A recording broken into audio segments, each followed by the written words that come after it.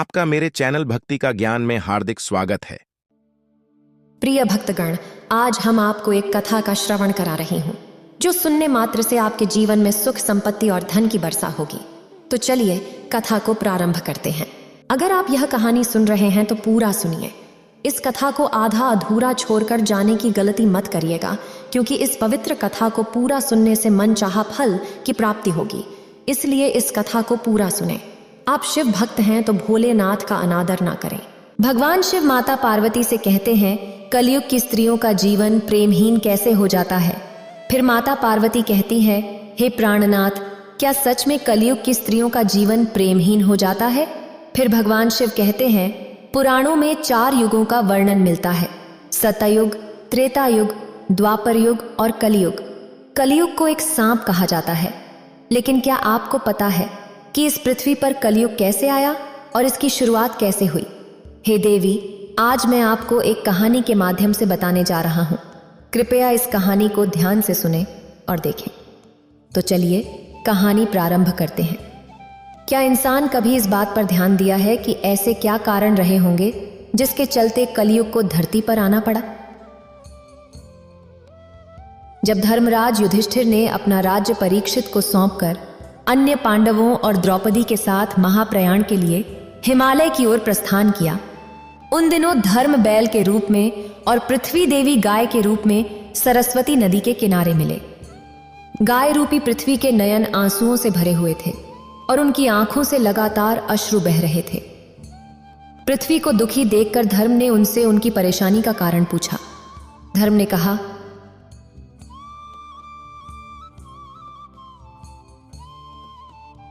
क्या तुम इस बात से दुखी हो कि मेरा बस एक ही पैर है, या इस बात से कि अब तुम्हारे ऊपर बुरी ताकतों का शासन होगा।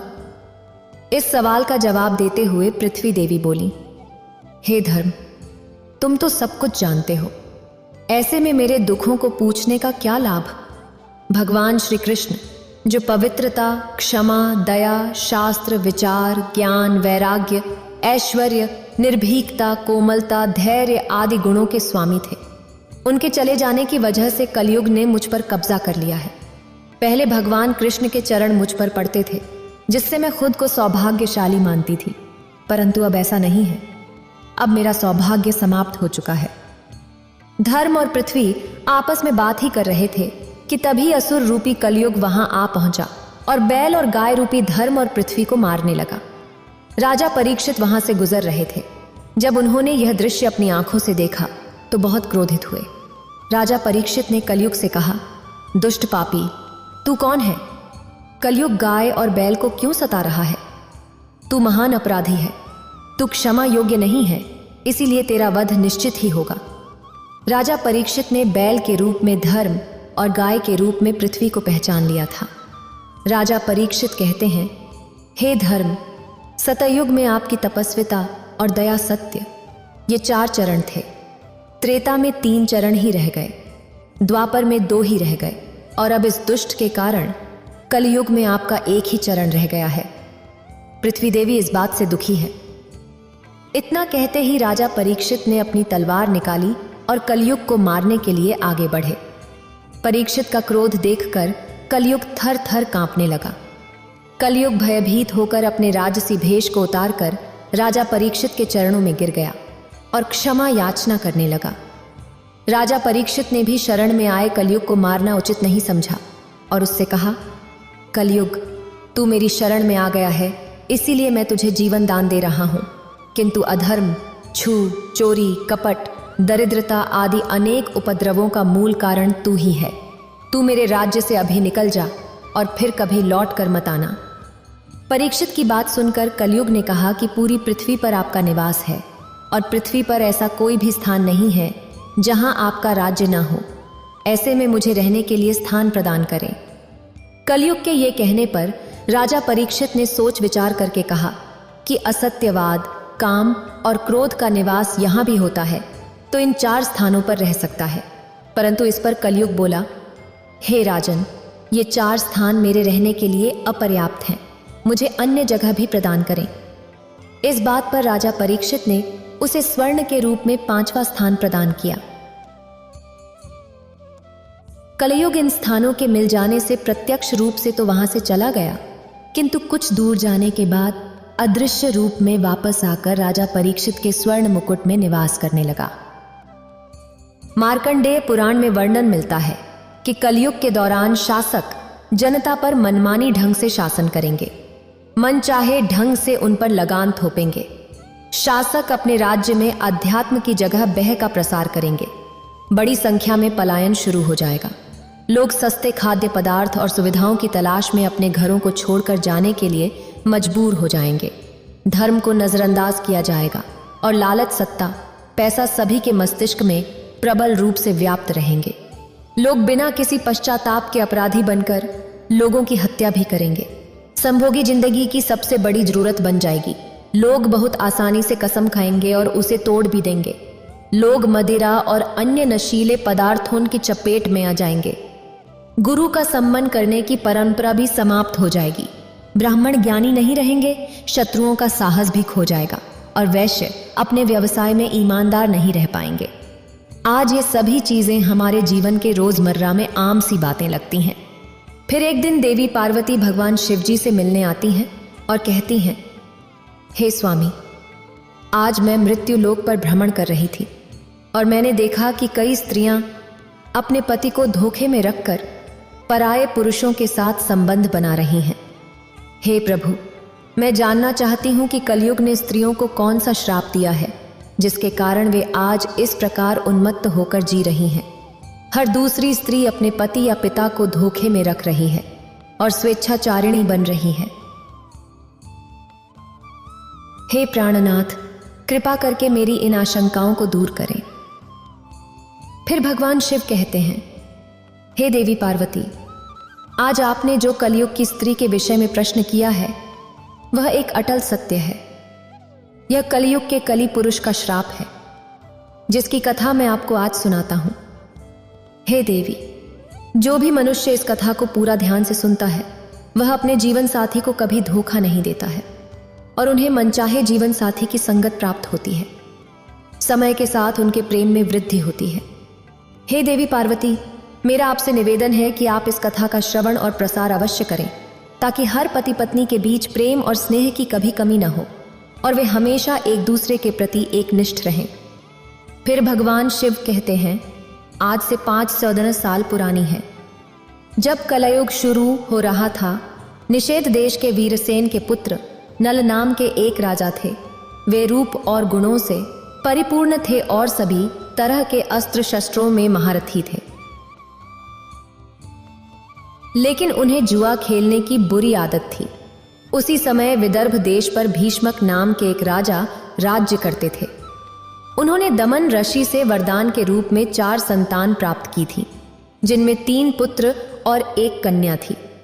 पुत्रों के नाम थे दम, दांत, दमन और पुत्री का नाम था दमयंती। वह देवी लक्ष्मी के समान रूपवती थी। ऐसा माना जाता है कि उस समय दमयंती के समान सुंदर कोई भी कन्या नहीं थी। फिर भगवान शिव कहते हैं, हे देवी, एक दिन की बात है कि राजा नल अपने राजमहल के उद्यान में टहल रहे थे। उसी समय उनकी नजर कुछ हंसों पर पड़ी। उनमें से एक सुंदर हंस को नल ने पकड़ लिया। तब हंस ने राजा नल से कहा, हे राजन, अगर आप मुझे छोड़ दें तो मैं विश्व सुंदरी राजकुमारी दमयंती के पास जाकर आपके गुणों का ऐसा वर्णन करूंगा कि वह आपसे ही विवाह करेंगी। राजा नल ने भी दमयंती के रूप की चर्चा पहले ही अपने दरबारियों से सुन रखी थी और मन ही मन दमयंती को पाने की चाहत भी रखते थे। वह उससे विवाह करना चाहते थे। हंस की बातें सुनकर राजा नल ने उसे छोड़ दिया। इसके बाद वे सभी हंस उड़कर राजकुमारी दमयंती के उद्यान में चले आए। दूसरी तरफ दमयंती हंसों को अपने महल के उद्यान में देखकर बहुत खुश हुई। वह भी हंसों को पकड़ने के लिए दौड़ने लगी। उसने जिस हंस को पकड़ा तभी वह हंस बोल उठा, हे रानी दमयंती, निषद्ध देश का एक नल नाम का राजा है। वह राजा बहुत ही सुंदर है। मनुष्यों में उसके समान सुंदर और कोई नहीं। वह मानो साक्षात कामदेव का ही स्वरूप हो। यदि तुम उनसे विवाह कर लो तो तुम्हारा जन्म और रूप दोनों ही सफल हो जाएंगे। तुम जैसे स्त्रियों में सबसे रूपवती हो, वैसे ही राजा नल पुरुषों में सबसे सुंदर है। तुम दोनों की जोड़ी उत्तम रहेगी। हंसों की यह बातें सुनकर दमयंती के मन में भी राजा नल से मिलने की लालसा जाग उठी। इसके बाद दमयंती ने कहा, प्रिय हंस, तुम राजा नल तक मेरा प्रेम संदेश पहुंचा दोगी। फिर हंस ने लौटकर राजा नल को दमयंती का संदेश दिया। इधर दमयंती दिन रात राजा नल का ही ध्यान करती रहती थी। वह उनसे मिलने को व्याकुल हो रही थी, लेकिन उसे समझ में नहीं आ रहा था कि वह कैसे उनसे मिलकर अपने दिल की बात कहे। नल के वियोग में दमयंती का शरीर और दुबला होता गया। वह कमजोर सी दिखने लगी। फिर कुछ दिनों बाद राजा भीष्मक ने सोचा कि मेरी पुत्री विवाह योग्य हो गई है, और दमयंती के पिता ने उसके स्वयंवर का आयोजन किया, जिसमें सभी देशों के राजाओं को बुलाया गया। स्वयंवर का निमंत्रण मिलने के बाद सभी देश के राजा वहां पहुंचने लगे। उधर जब देवर्षि नारद से सभी देवताओं को भी दमयंती के स्वयंवर का समाचार मिला, तो इंद्र और सभी लोकपाल विदर्भ देश के लिए निकल पड़े। राजा नल को भी संदेश भेजा गया, तो वे भी तुरंत ही दमयंती के स्वयंवर के लिए चल पड़े। नल के रूप को देखकर इंद्र ने अपने विमान को रास्ते में ही रोक दिया। जब राजा नल ने अपने रास्ते में सभी देवताओं को देखा, तो वे अपने रथ से नीचे उतरकर उन्हें प्रणाम करने लगे। फिर इंद्र ने राजा नल से कहा, हे राजन नल, आप बहुत रूपवान और गुणवान हैं। कृपया हमारे दूत बनकर दमयंती के पास जाएं और कहें कि इंद्र, वरुण, अग्नि, कुबेर और यम देवता तुमसे विवाह करना चाहते हैं। इनमें से जिसे तुम चाहो उसे अपना पति स्वीकार कर लो। यह सुनकर नल ने दोनों हाथ जोड़कर देवताओं से कहा, हे प्रभु, मैं एक दूत बनकर वहां कैसे जा सकता हूं, जबकि मेरा और आप लोगों का वहां जाने का एक ही उद्देश्य है। इसीलिए मैं आपका दूत बनकर वहां नहीं जा सकता। कृपया मुझे इस विषय में क्षमा करें। तब देवताओं ने कहा, हे नल, तुम देवताओं का कहां टाल रहे हो, फिर सोच लो। इंद्र की ऐसी कठोर वाणी सुनकर राजा नल देवताओं के दूत बनने को तैयार हो गए। उन्होंने इंद्र की आज्ञा से राजमहल में प्रवेश किया। तब दमयंती और उसकी सहेलियां भी नल के रूप को देखकर मोहित हो गईं और शर्म के मारे कुछ न बोल सकीं। तब नल ने कहा, मैं यहां देवताओं का दूत बनकर आया हूं। दमयंती, स्वर्ग के देवता तुमसे विवाह करना चाहते हैं। तुम किसी भी एक देवता को चुन लो और विवाह कर लो। यही संदेश लेकर मैं तुम्हारे पास आया हूं। देवताओं के प्रभाव से मैंने तुम्हारे महल में प्रवेश किया था, इसलिए मुझे कोई देख नहीं पाया। मैंने तुमसे देवताओं का संदेश कह दिया है। अब तुम्हारी जो इच्छा हो वह करो। दमयंती ने बड़ी श्रद्धा के साथ देवताओं को प्रणाम किया और मंद मुस्कान के साथ कहा, स्वामी, मैं आपको ही अपना सर्वस्व मानकर खुद को आपके चरणों में समर्पित करना चाहती हूं। जिस दिन से मैंने हंसों की बात सुनी है, तब से मैं आपके लिए व्याकुल हूं। आपके लिए ही मैंने राजाओं की भीड़ इकट्ठी की है। यदि आप मेरी प्रार्थना अस्वीकार कर देंगे तो मैं जहर खाकर मर जाऊंगी। दमयंती की बात सुनकर राजा नल ने कहा, हे देवी, जब बड़े बड़े देवता आपसे विवाह करना चाहते हैं, तो फिर आप मुझे, एक मनुष्य को, क्यों वरण करना चाहती हैं? मैं तो इन देवताओं के चरणों की धूल के बराबर भी नहीं हूं। आप उन्हीं में से किसी एक से विवाह कर लीजिए। मनुष्य की मृत्यु भी हो सकती है, अतः आप मेरी रक्षा करें और उनका वरण कर लें। नल की यह बात सुनकर दमयंती घबरा गई। उसकी आंखों से आंसू छलकने लगे और वह मंद स्वर में बोली, मैं आपको वचन देती हूं कि मैं आपको ही पति के रूप में वरण करूंगी। तब राजा नल ने कहा, परंतु इस समय मैं यहां देवताओं का दूत बनकर आया हूं। अगर इस समय मैं अपने स्वार्थ की बात करने लगूंगा तो यह सही नहीं होगा। मैं तुमसे विवाह कर सकता हूं, लेकिन जब यह धर्म के विरुद्ध ना हो। तभी राजकुमारी बोली, इसके लिए मेरे पास एक उपाय है। उसके अनुसार काम करने पर आपको दोष भी नहीं लगेगा और हमारा विवाह भी संपन्न होगा। उपाय यह है कि आप सभी लोगों के साथ स्वयंवर मंडप में आएं और मैं आपको ही वरमाला डाल दूंगी। राजा नल देवताओं के समक्ष वापस पहुंच गए। देवताओं के पूछने पर उन्होंने बताया कि वे रानी के पास दूत बनकर गए थे, लेकिन रानी और उसकी सखियां सभी उन पर मोहित हो गईं और देवताओं के प्रस्ताव को उनके सामने रखने के बाद भी वे राजा नल को ही वरण करने पर तुली रहीं। कुछ समय बाद स्वयंवर की घड़ी आ ही गई। राजा भीष्मक ने सभी को स्वयंवर सभा में बुलाया। सभी राजा अपने अपने स्थान पर आकर बैठ गए। तभी दमयंती भी आ गई। सभी राजाओं का परिचय दिया जाने लगा। वह उन्हें देख आगे बढ़ने लगी। तभी इसी कतार में दमयंती को एक ही स्थान पर नल के समान हुबहू दिखने वाले और वैसे ही वेशभूषा वाले 5 राजकुमार खड़े दिखाई दिए।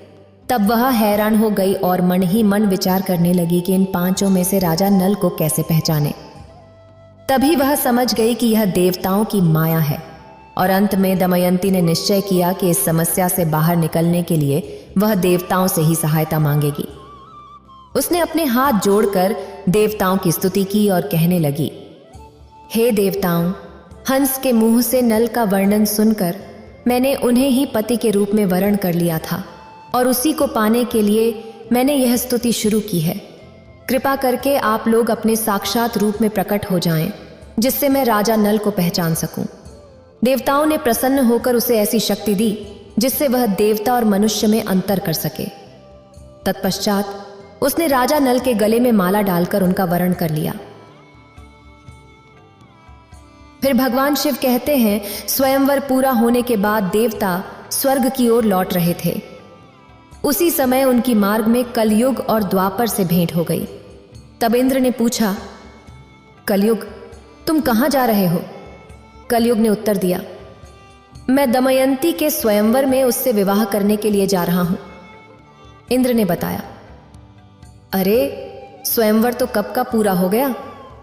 दमयंती ने नल को वरमाला पहना दी है, हम लोग तो बस देखते ही रह गए।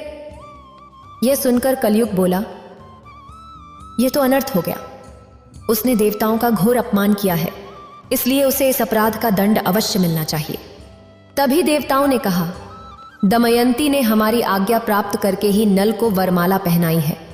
वास्तव में नल सर्वगुण संपन्न और उसके योग्य वर हैं। वे धर्म के बड़े ज्ञाता भी हैं, इसलिए उसे श्राप देना पुण्यवान ब्राह्मण को नरक में गिराने के समान है, जो कि एक महापाप है। फिर भगवान शिव कहते हैं, ऐसा कहकर देवता आगे बढ़ गए, लेकिन कलयुग और द्वापर इसी विषय पर बात कर रहे थे। कलयुग ने द्वापर से कहा, मैं अपना क्रोध शांत नहीं कर सकता, इसीलिए मैं नल के शरीर में निवास करूंगा और उसे राजविहीन कर दूंगा। उस स्थिति में वह दमयंती के साथ नहीं रह सकेगा। उसे चौसर का बड़ा शौक है, इसीलिए तुम भी चौसर के पासों में प्रवेश करके मेरी सहायता करना। द्वापर ने भी उसकी बात मान ली। इसके बाद द्वापर और कलयुग दोनों ही नल की राजधानी गए, लेकिन कलयुग को नल के शरीर में प्रवेश करने का कोई मार्ग नहीं मिल रहा था। वो सिर्फ एक अवसर चाहता था नल के शरीर में प्रवेश करने का। इसी तरह समय बीतता गया, लेकिन कलयुग कुछ न कर पाया। फिर एक दशक पश्चात एक दिन राजा नल संध्या के समय लघु शंका से निवृत्ति होकर बिना हाथ पैर धोए भोजन करने को बैठ गए। यह क्या आताप अवन की क्या आयत है, यह अपवित्र अवस्था देखकर कलयुग उनके शरीर में प्रवेश कर गया। वहीं कलयुग दूसरा रूप धारण कर उनके भाई, जो अलग रहकर अपना राज्य चलाते थे, पुष्कर के पास गया और उसने कहा, तुम नल के साथ चौसर खेलों में वचन देता हूं, मैं निश्चित रूप से उसका राज्य जिताने में तुम्हारी मदद करूंगा। पुष्कर ने कलयुग की बात मान ली और नल के पास शीघ्र ही चला आया। जब पुष्कर ने राजा नल को जुआ खेलने के लिए ललकारा, तो राजा नल दमयंती के सामने उसकी ललकार सह ना सके। फिर भगवान शिव कहते हैं, राजा नल ने चौसर खेलने का निश्चय किया। फिर खेल प्रारंभ हुआ। उस समय नल के शरीर में कलयुग प्रवेश कर चुका था और पासों में था, इसीलिए नल जो कुछ भी जुए में लगाते वो हार जाते। प्रजा और मंत्रियों ने राजा को रोकना चाहा, लेकिन वे सब कुछ हारने तक नहीं रुके। जब मंत्रियों ने रानी तक राजा को रोकने का संदेश पहुंचाया, तब दमयंती ने राजा नल से कहा, हे स्वामी, आपकी सारी प्रजा आपके दुख के कारण अचेत हुई जा रही है। इतना कहकर दमयंती भी रोने लगी, लेकिन राजा नल कलयुग के वश में होने के कारण उसकी एक बात भी नहीं सुन रहे थे और जुआ खेलते रहे। द्वापर का पासों पर नियंत्रण था, इसलिए राजा नल जो भी पासे फेंकते थे उनके प्रतिकूल ही पड़ते। जब दमयंती ने यह सब देखा, तो राजा नल के सारथी को बुलाकर बच्चों को रथ में बिठाकर कुंडी नगर को भेज दिया। इसके बाद पुष्कर ने राजा नल का सारा चौसर में जीत लिया और बोला, क्या तुम्हारे पास दांव पर लगाने के लिए कुछ और भी है? अगर तुम दमयंती को दांव पर लगाने के लायक समझो तो उसे भी लगा सकते हो। बदले में मैं सब कुछ वापस लौटा दूंगा। लेकिन राजा नल ने दमयंती को दांव पर नहीं लगाया। चौसर में सब कुछ हारने के बाद राजा नल और दमयंती जंगल जंगल भटकने लगे तो उन्हें भोजन तक नसीब नहीं होता था। एक दिन राजा नल ने देखा कि कई पक्षी उनके पास आकर बैठ गए। उन पक्षियों के पंख सोने के समान चमक रहे थे। नल ने सोचा कि अगर मैं इन पक्षियों के पंख प्राप्त कर लूं तो इनसे कुछ धन मिल सकता है। ऐसा सोचकर उन्हें पकड़ने के लिए नल ने अपने पहने हुए वस्त्र उन पर डाल दिए, लेकिन पक्षी उनके वस्त्र भी लेकर उड़ गया। असल में वे पक्षी नहीं थे। राजा के पास जो राजसी वस्त्र थे वे कलयुग पक्षी बनकर उसे भी छीनने आया था।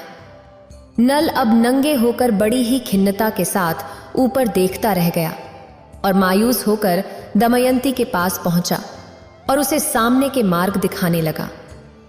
दमयंती, तुम देख रही हो, यहां बहुत से रास्ते हैं। एक अवंती की ओर जाता है, दूसरा पर्वत होकर दक्षिण देश को जाता है। सामने विंध्याचल पर्वत है। यह पियोशनी नदी समुद्र में मिलती है और यह कौशल देश का मार्ग है।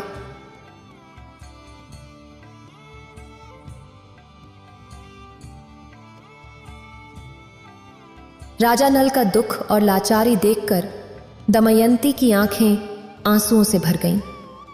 उसने नल से कहा, क्या आपको लगता है कि मैं आपको छोड़कर अकेली कहीं जा सकती हूं? मैं आपके साथ रहकर ही आपके दुखों को बांटना चाहती हूं। दुख में आपका साथ देना मेरा पहला धर्म है।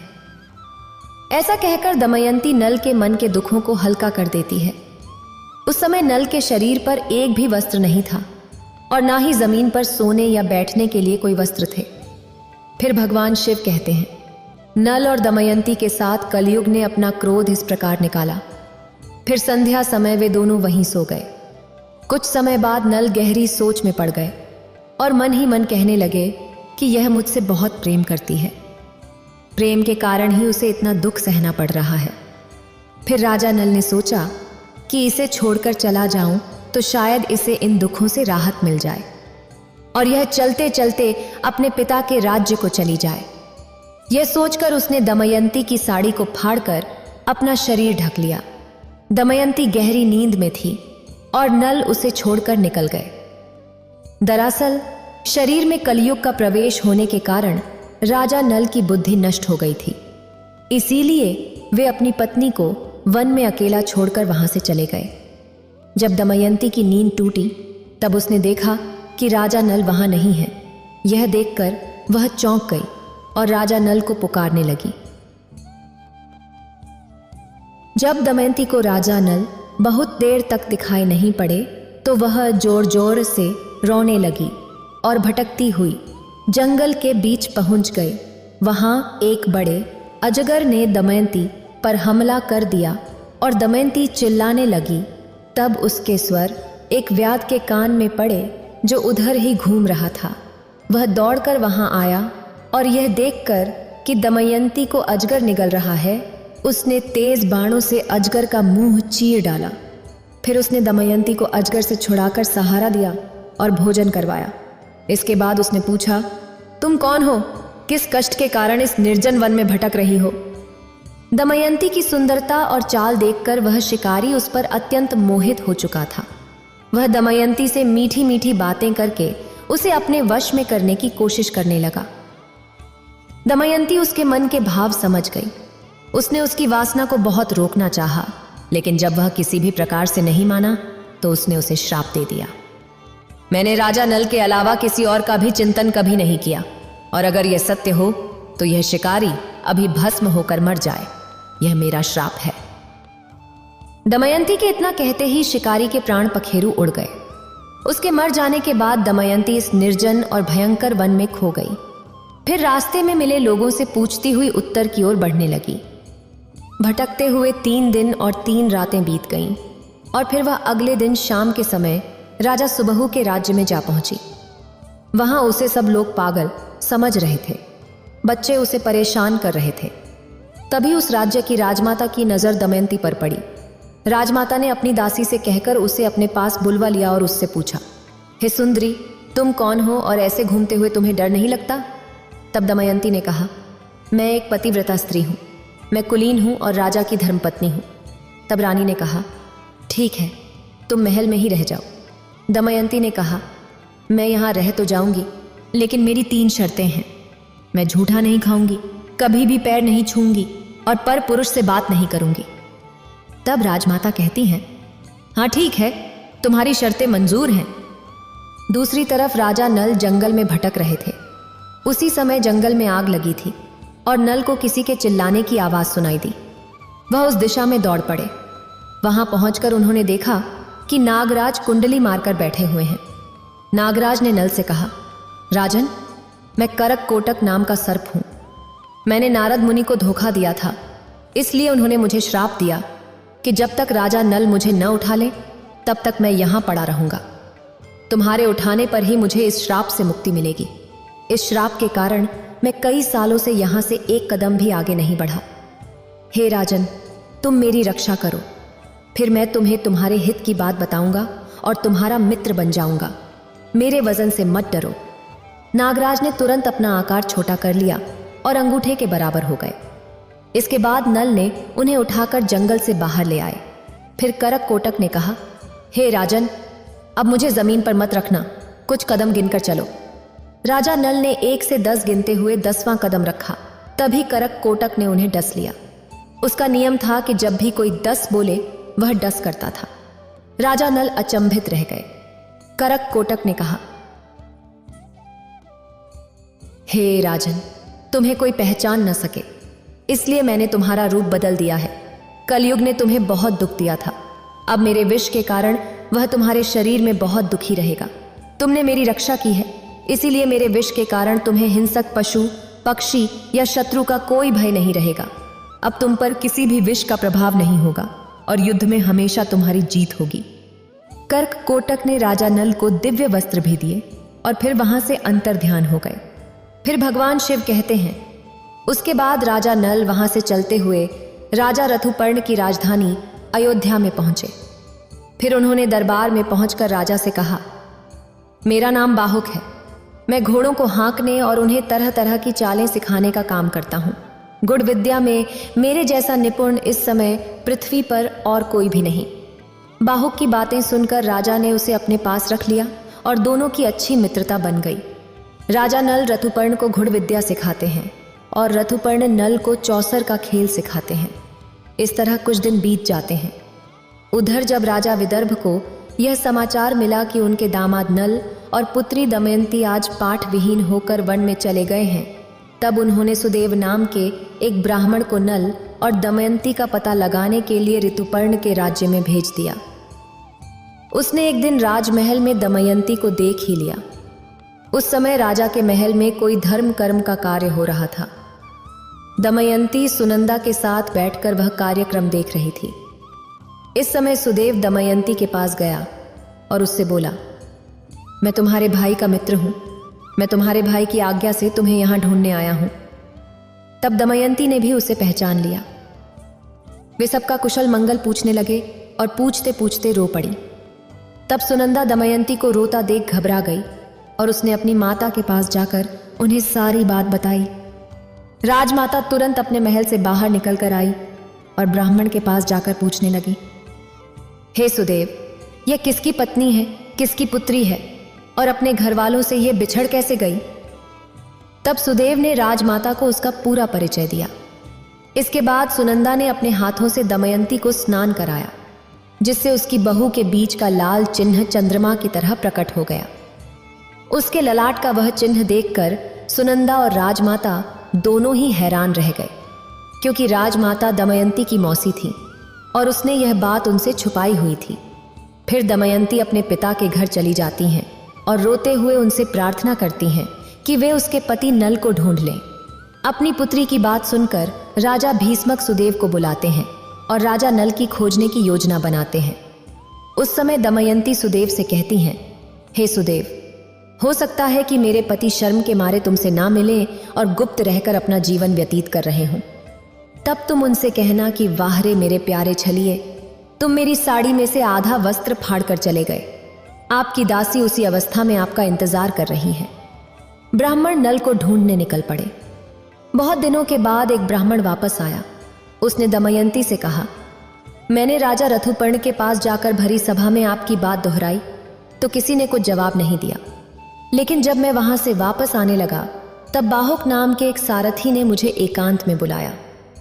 बाहुक शरीर से अत्यंत कुरूप था और उसके हाथ छोटे छोटे थे। वह लंबी लंबी सांस लेकर रोता हुआ मुझसे कहने लगा, उच्च कुल की स्त्रियों के पति उन्हें छोड़ भी देते हैं तो भी वे अपने शील की रक्षा करती हैं। क्या मत भ्रष्ट करने वाला पुरुष उस समय विपत्ति के कारण दुखी और अचेत था, इसीलिए उस पर क्रोध करना उचित नहीं। जब वह अपनी प्राण रक्षा के लिए जीविका चला रहा था तब पक्षी भी उसके वस्त्र लेकर उड़ गए।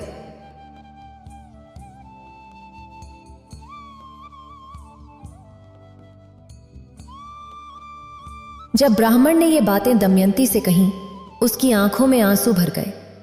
रोते हुए उसने अपनी माता को सारी बात बताई। तब दमयंती की माता ने कहा कि यह बात वह अपने पिता से ना कहे, मैं सुदेव ब्राह्मण को इस काम के लिए भेजती हूं।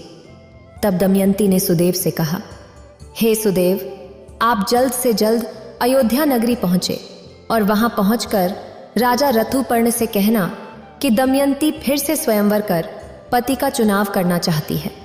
वहां बड़े बड़े राजा और राजकुमार आ रहे हैं और स्वयंवर की तिथि कल ही है। इसीलिए अगर आप पहुंच सके तो वहां चले जाइए। जीने अथवा मरने का किसी को पता नहीं है। इसीलिए राजकुमारी दमयंती कल शाम से पहले ही पति का वर्णन करेगी। यह बात सुनकर सुदेव अयोध्या गए और उन्होंने राजा ऋतुपर्ण से यह सब बातें बता दी। सुदेव की बातें सुनकर राजा ने बाहुक को बुलाया और कहा, हमें जल्द से जल्द विदर्भ देश में पहुंचना है। ऐसी बातें सुनकर जैसे नल का कलेजा ही फट गया और उसने सोचा कि यह संभव नहीं है कि दमयंती दूसरा विवाह करना चाहती है। फिर नल और ऋतुपर्ण शीघ्रता से रथ में बैठकर विदर्भ में आते हैं। घोड़ों की चाल से दमयंती को पता लग जाता है कि हो ना हो इस रथ का सारथी स्वयं राजा नल ही है। जब उसने खिड़की से बाहर झांक कर देखा तो एक कुरूप व्यक्ति घोड़ों की सेवा कर रहा था। दमयंती को पता लग गया कि वही राजा नल है। वह दौड़ते हुए उनके पास गई और उसे गले से लगा लिया। तभी बाहुक ने करकोटक नाग के जो वस्त्र पहने हुए थे उसे उतार दिए और पत्नी के सच्चे प्रेम के कारण कलयुग का असर समाप्त हो गया, जिस कारण से वह राजा नल के शरीर से बाहर आता है और दमयंती का पति के प्रति प्रेम भाव देखकर उसे अत्यधिक घृणा हो जाती है। उधर राजा नल भी अपने पुराने रूप में लौट आते हैं। फिर भगवान शिव कहते हैं, द्वार पर युग का काल थोड़ा शेष था, इसलिए कली नल और दमयंती को अपने वश में नहीं कर पाया। क्रोध में आकर उसने दमयंती को श्राप दिया, हे दमयंती, आज तुम मेरे वश में नहीं हो पाई, लेकिन मैं कलयुग की नारियों को यह श्राप देता हूं। फिर भगवान शिव कहते हैं, हे देवी, अब मैं आपके सभी प्रश्नों के उत्तर देता हूं। कलयुग में स्त्रियों के बारे में कहा गया है कि वे आलसी हो जाएंगी, देर से उठेंगी और पति के साथ ही भोजन करेंगी। वे अपने पति से कभी संतुष्ट नहीं रहेंगी और अधिक धन की लालची बन जाएंगी। इस प्रकार कलयुग में स्त्रियों का राज होगा।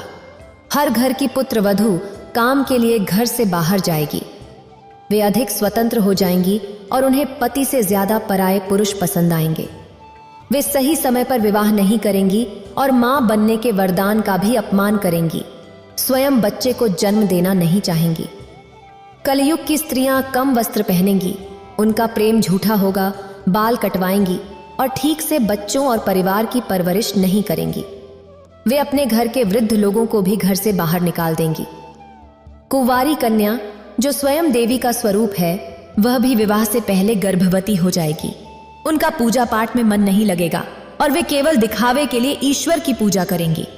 किंतु जो लोग धर्म का पालन करते हुए ईश्वर का नाम स्मरण करते हैं, उन्हें मुक्ति मिल जाती है। जो स्त्री अपने पति और ईश्वर की सेवा सच्चे मन से करती है, वह देवी समान पूजनीय रहेगी। उन पर मेरा आशीर्वाद सदैव बना रहता है। इतना कहकर भगवान शिव इस कथा को समाप्त करते हैं। अगर आपको ये वीडियो अच्छी लगी हो तो लाइक करें और शेयर करें और मेरे चैनल भक्ति का ज्ञान को सब्सक्राइब करें। आपका धन्यवाद।